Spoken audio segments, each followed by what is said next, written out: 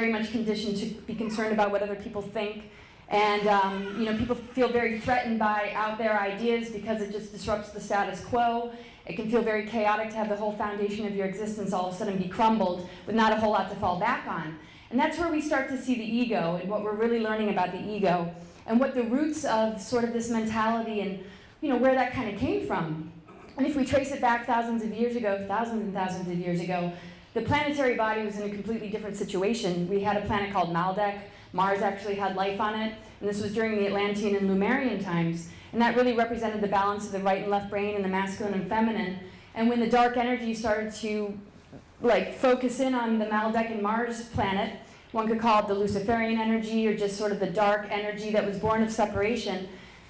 All of a sudden, Maldek exploded and became a part of the asteroid belt, and those souls started to incarnate into the physical plane, which put a schism between the balance of the masculine and feminine and the right and left brain.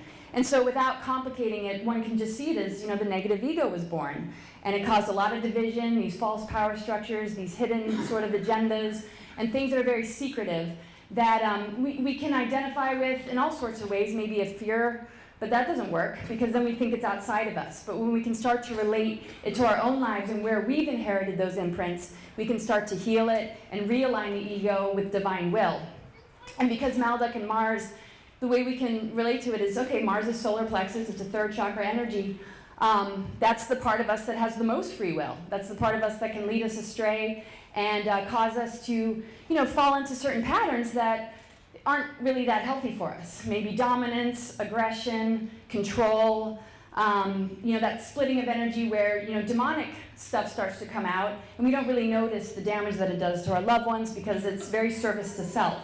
And that's the basis of a lot of the off-planet agendas. They're just very service to self-orientated. And we call them ETs or aliens, but we have to also recognize, everything is an organism. I mean, we're within an organism and we are the micro of that organism. So the more we can relate all these different things to ourselves, then we can recognize that it's us that does the inner work to send out the solution and the frequencies that can start to bring that union back and turn that negative ego into alignment with the higher self. And that's what we're being asked to do.